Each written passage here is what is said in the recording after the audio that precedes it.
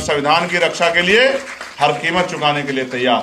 बाबा साहब अम्बेडकर हमारे लिए मात्र एक किरदार नहीं, उनके नाम के साथ हमारी जान बसती है। और मुसलमानों का तो क्या कहिए साहब, बस आपका तो नाम ही काफी है। आपकी सारी मोहब्बत, आपका सारा संघर्ष, आपकी सारी मुल्क के प्रति वफादारी सब एक झटके से दूर हो जाती है जब बस आपका नाम लोगों को पता हो जाता है। लेकिन ये चंद लोग हैं, मेरी बात को आप याद रखना, ये मुल्क नहीं है। इस मुल्क में वो भी लोग हैं जो आपके साथ कंधे से कंधा मिला के इस लड़ाई को लड़ने के लिए खड़े हैं और हमेशा आपके साथ खड़े रहेंगे। इस बात का भी मैं इस मंच के माध्यम से और एक अम्बेडकरवादी होने के नाते आपको विश्वास दिलाने का काम करता हूं कि हम संविधान की रक्षा के लिए हर कीमत चुकाने के लिए तैयार। मुझे सबसे बड़ा खतरा महसूस होता है कि जहां आखिरी उम्मीद होती है न्याय की, और वो न्याय का मंदिर अगर सत्ता के आगे झुक जाए या सत्ता के आगे सत्ता की चौखट पे दम तोड़ दे या नाक रगड़ दे, तो देश पे खतरा, वाकई में इस संविधान पे खतरा बढ़ जाता है। कि बाबा साहब अम्बेडकर हमारे लिए मात्र एक किरदार नहीं, उनके नाम के साथ हमारी जान बसती है। उन्होंने जो हमें दिया है वो हम शब्दों में उसको बयान नहीं कर सकते। मैं और मुझसे पहले जितने सियासी लीडर जो उस तहरीक को पसंद करते हैं, उस विचार पे चलते हैं, वो सब आज अगर हैं और अगर हमें जबान मिली है तो ये डॉक्टर बाबा साहब अम्बेडकर की देन है। और आपकी, जब मैं तहरीक को पढ़ रहा था मीम फाउंडेशन की, तो मैं महसूस कर रहा था, चाहे वो सर सैयद अहमद खान साहब की तहरीक हो या आपकी ये तहरीक हो, आप भी एजुकेशन पे काम कर रहे हैं। और एजुकेशन देती क्या है? मैं तो एजुकेशन पे कुछ और सोचता हूँ। मैंने पार्लियामेंट में भी कहा है कि एजुकेशन सिस्टम में बहुत सुधार की जरूरत है। एजुकेशन हथियार है। एजुकेशन सिर्फ रास्ता नहीं दिखाती, एजुकेशन जंप भी लगाती। और जंप का मैं आपको आज उदाहरण भी दूंगा। एजुकेशन से अच्छे बुरे की पहचान होती है, एजुकेशन से बौद्धिक विकास होता है, एजुकेशन से व्यक्तित्व का निर्माण होता है, एजुकेशन से अपनी बात को कहने का तरीका आता है। एजुकेशन हमें जिम्मेदार लोगों की शख्सियतों में के बीच में खड़ा करती है। और मैं इसका उदाहरण आपको बताता हूं।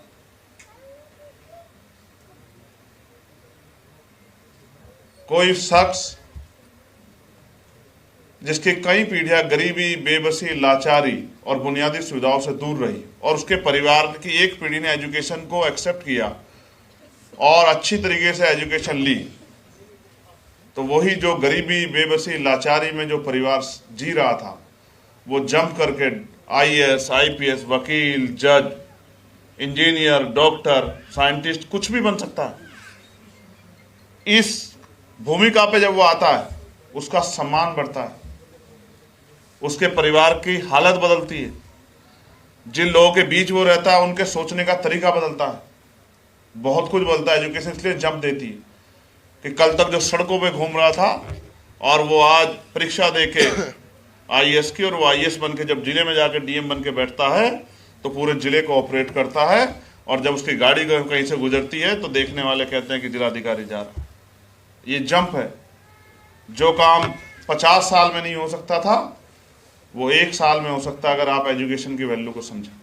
तो मीम फाउंडेशन, मुबारकबाद मीम फाउंडेशन को कि वो बहुत अच्छा काम कर रहे हैं, डिजास्टर पे भी काम कर रहे हैं वो, और जो तमाम तरह की चीजें जो मैंने उनके फोल्डर में पढ़ी, वो बहुत सारी चीजों पे काम कर रहे हैं।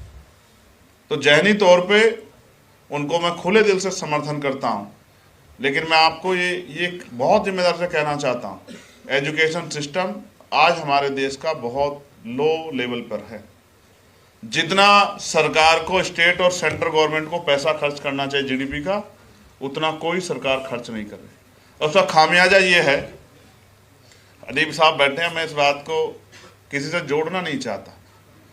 मैंने पार्लियामेंट में कहा कि जब चपरासी से लेके और क्लास 1 के सबसे सीनियर अधिकारी तक, जब राष्ट्रपति जी से लेके और गांव के सरपंच और वार्ड के मेंबर, इस बीच में जितनी इकाई आती हैं, चाहे वो चेयरमैन हो, चाहे वो मेयर हो, चाहे वो जिला पंचायत सदस्य हो, चाहे वो BDC हो, चाहे वो जिला पंचायत अध्यक्ष हो, चाहे वो विधायक हो, चाहे वो सांसद हो, चाहे वो मंत्री हो, चाहे वो कैबिनेट के मंत्री हो स्टेट के, चाहे वो मुख्यमंत्री हों, चाहे वो राज्यपाल हों, चाहे वो सेंटर के मंत्री हों, चाहे वो प्राइम मिनिस्टर हों या राष्ट्रपति हों, और एडमिनिस्ट्रेशन लेवल पे चाहे वो गांव में पटवारी, secretary, ADO, BDO, SDM, CDO, DM, commissioner, IG, DIG, SHO, CO, थानेदार या फिर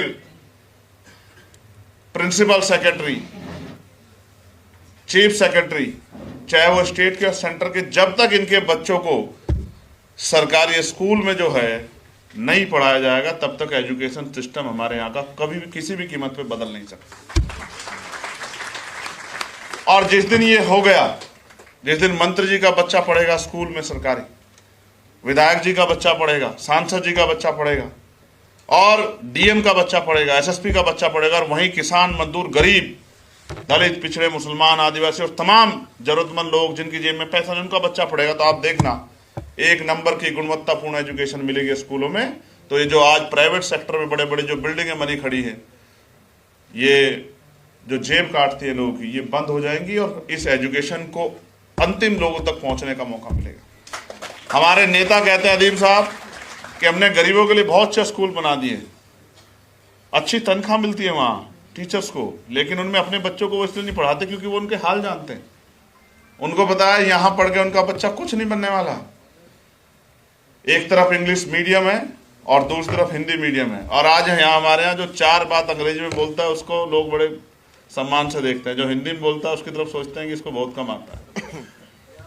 लेकिन हम जिस स्ट्रक्चर में पैदा हुए और जहाँ गाँव से हम निकल के आए, हमारी जबान है हिंदी, देहाती खड़ी बोली, हम इसको जीते हैं, हम इसमें रहते हैं, इसमें प्यार है, मोहब्बत है। तो आप सोचो कितना कंपैरिजन करके देखो, गांव से प्राइमरी स्कूल से 5वीं क्लास का बच्चा और क्लास 1 का इंग्लिश मीडियम का बच्चा, देखिए आप कंपैरिजन करके आपको एहसास हो जाएगा कि दोनों कहाँ खड़े होते हैं।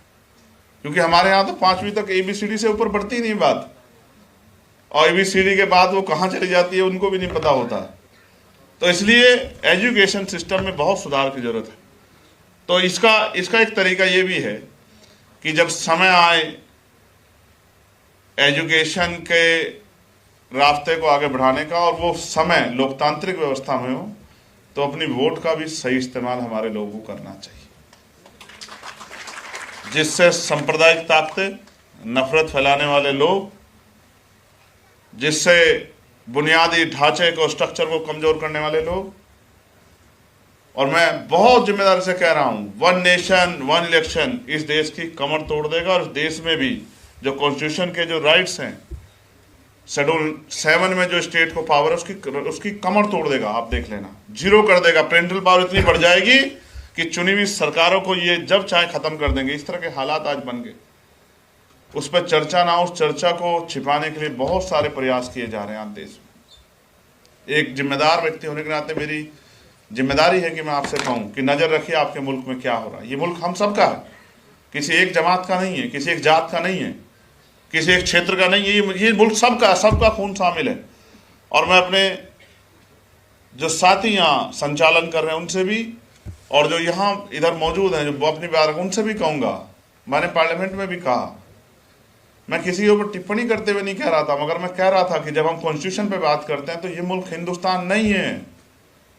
इस देश के कॉन्स्टिट्यूशन ने 26 जनवरी 1950 को इसको इंडिया दैट इज भारत कहा, और जब तक आप इसको भारत नहीं कहेंगे, आप मेरी बात को याद रखिए, तब तक आप उस विचार को बल देते रहेंगे जिस विचार के बाद आप कहते हैं कि मुल्क खतरे में।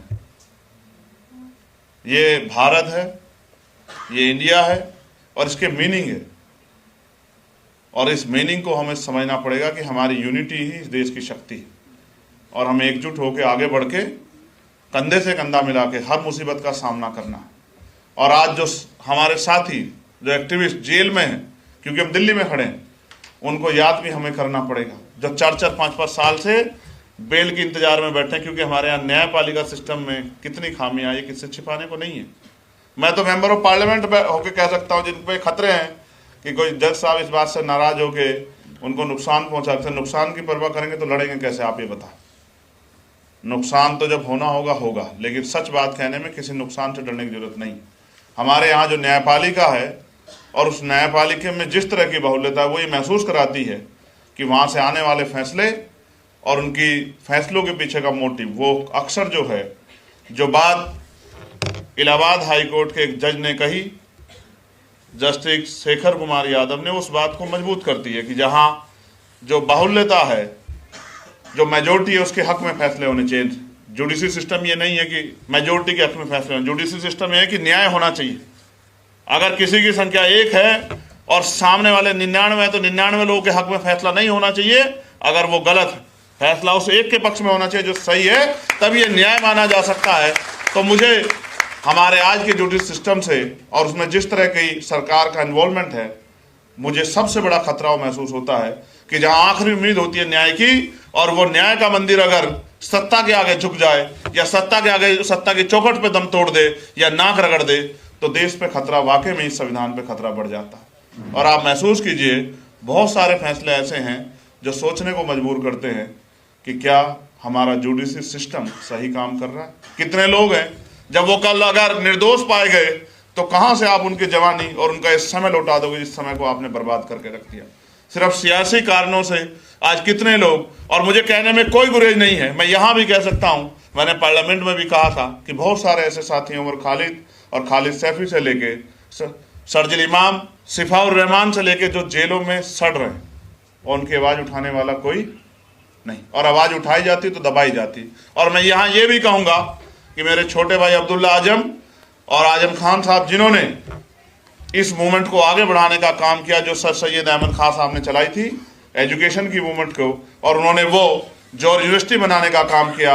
आज जौहर यूनिवर्सिटी पे भी और आजम भाई को भी क्या सहना पड़ रहा है, ये भी किससे छिपा हुआ नहीं। मैं बहुत जिम्मेदारी से अपनी बात को खत्म करते हुए आपसे कह रहा हूं, मुल्क हम सबको देख रहा है। एक पहला भी समय आया था जब ब्रिटिश हुकूमत के खिलाफ लड़ाई लड़ी गई थी, तब भी मिलके मुल्क ने लड़ाई लड़ी थी, और आज भी जरूरत है कि हम लोग मिलके एक मुट्ठी बन के लड़ें। और जब हम एक मुट्ठी बन के लड़ेंगे, क्योंकि चिंताएं होती हैं जब किसी एक मजहब पे बयान दिया जाता है, जब एक मजहब को कटघरे में खड़ा गया, चिंताएं होती। आज हमारे सिख समाज के भाई बैठे हैं, उनके मन में भी पीड़ा होती होगी जब वो अपनी बात को लेके कहीं आंदोलन करने आते हैं तो एक टाइटल देके उनको जो है, उनको उनकी भक्ति को, उनकी शक्ति को, उनकी राष्ट्र के प्रति जो है प्रेम को एक झटके से जो है अलग करने का प्रयास किया जाता है, उन पर आरोप लगाया जाता है। जब हमारे जैन समाज के लोग, उनके जो ऐतिहासिक स्थल, जिस तरह से उन पर कब्जा किया जा रहा है, जिस तरह से उनको अपमानित किया जा रहा है, जिस तरह से उनके तीर्थंकरों को जो है और उनके जो पॉइंट्स हैं जिन उन पे कब्जा किया जा रहा है, उनमें भी चिंता है कि उनकी आवाज कोई उठाए। जिस तरह से बौद्ध भाइयों को जो है उनकी धार्मिक आज़ादी को छीना जा रहा है, सिर्फ 22 प्रतिज्ञा लेने पर मुकदमे हो जाते हैं, और तमाम तरह की चीज़ें हमारे सामने हैं। हम आपस में मिलके बुरे दौर में किस तरह से लड़ना है, इस पे चर्चा कर लेते हैं। जिन लड़ाइयों का जिक्र किया गया हमारे साथी द्वारा, जो जुल्म के खिलाफ लड़ी गई, मैं उन बेहतरीन लड़ाइयों के पर्दे के पीछे जो लोग थे वो यही थे। अक्सर हम सिर्फ हीरो को देखते हैं, लेकिन हीरो को दिखाने वाली जो कैमरे की टीम होती है, जो राइटिंग टीम होती है, वो दिखाई नहीं देती। अखलाक साहब बहुत शानदार शख्सियत हैं, पत्रकारिता से लेके और स्ट्रेटजी में उनका बहुत अच्छी पकड़ है। और उसी तरह से वसीम अकरम त्यागी साहब बड़े ट्रोल होते हैं सोशल मीडिया पे जब कोई बात लिखते हैं, तो इनका और हमारा संयुक्त जो है, ये हमेशा कोई भी लड़ाई रही हो, किसानों की हो, नौजवानों की हो, मजलूमों की हो, हर लड़ाई में इनकी शिरकत किसी ना किसी तौर पे रहती है। अकेला आदमी कोई भी कुछ नहीं कर सकता, बहुत सारे लोग मिलके बहुत बड़ी बड़ी ताकतों से लड़ सकते हैं। आज भी बहुत काम था, लेकिन वसीम साहब का आदेश था कि आना है, तो जब इनका आदेश हो गया तो कोई चीज़ बची नहीं थी। फिर मैंने कहा कि भाई फिर आ जाएंगे। मीम फाउंडेशन बहुत अच्छा काम कर रहा है, उनके अच्छे काम को सराहना चाहिए। जो करीबी तौर पे 2-3 चीज़ें रखी थी भाई ने कि उनका एक बोर्ड होना चाहिए, इस चीज़ को हमें 4-5 साल पहले हमें महसूस हुआ जब एक मुसीबत आई हमारे यूनिट पे और हम बहुत सारे लोग गिरफ्तार होकर जेल चले गए। तब हमें याद आया कि अगर ऐसी कोई हमने बोर्ड बनाया होता तो ऐसे बुरे दौर में वो हम लोगों को संभाल लेते। तो एक संगठन के लिए और उस संगठन के हर व्यक्ति पे एक अंकुश होना चाहिए कि वो उस दायरे को क्रॉस ना करे, वो तानाशाह ना हो जाए, वो उस उम्मीद के साथ जो आपने मीम फाउंडेशन बनाया लेकिन और कोई भी तंजीम बनी जिस उम्मीद के साथ बनी, उस विचार उस उम्मीद को वो अपने निजी फायदे के लिए भेंट ना चढ़ा। तो एक बोर्ड होना जरूरी, ये उनकी बात को मैं आगे बढ़ाते हुए सलाह देता हूं कि ये बहुत ज़रूरी है, आपकी तंजीम के काम आए, क्योंकि आपकी मूवमेंट वो रुकनी नहीं चाहिए। जो काम मीम फाउंडेशन कर रहा है, अक्सर हम जय भीम और जय मीम के नारे जब लगते हैं तो बहुत सारे लोग पूछते हैं कि ये मीम वाले, मीम से वो एक सिर्फ एक बड़ी आबादी की तरफ उनका और वो बड़ी आबादी मुसलमानों की तरफ उनका इशारा रहता। अच्छा हुआ कि मीम फाउंडेशन, तो ये भी बात उनकी समझ में आ जाएगी कि मीम सिर्फ जो है एक धर्म के लोग नहीं, एक मीम एक तहरीक भी। दूसरा, बहनों के लिए कहा गया ये बहुत सही है, क्योंकि आधी आबादी को पीछे छोड़ के ना मुल्क तरक्की कर सकता, ना कोई कौम तरक्की कर सकती, ना कोई प्रदेश तरक्की कर सकता और ना ही कोई मूवमेंट तरक्की कर सकती। क्योंकि जब हम बात करते हैं हक और इंसाफ की तो उनमें हर एक व्यक्ति के लिए बात होनी चाहिए। मैं इस टीम को भविष्य में कभी किसी भी तरह की मेरी कहीं भी मेरे योगदान की जरूरत पड़ेगी तो वो मुझे याद करें, मैं हमेशा उनके साथ खड़ा रहूँगा। इस बात का भी मैं आपसे वादा करता हूँ। और जो आज के हालात हैं, पढ़े लिखे लोगों की जिम्मेदारी होती है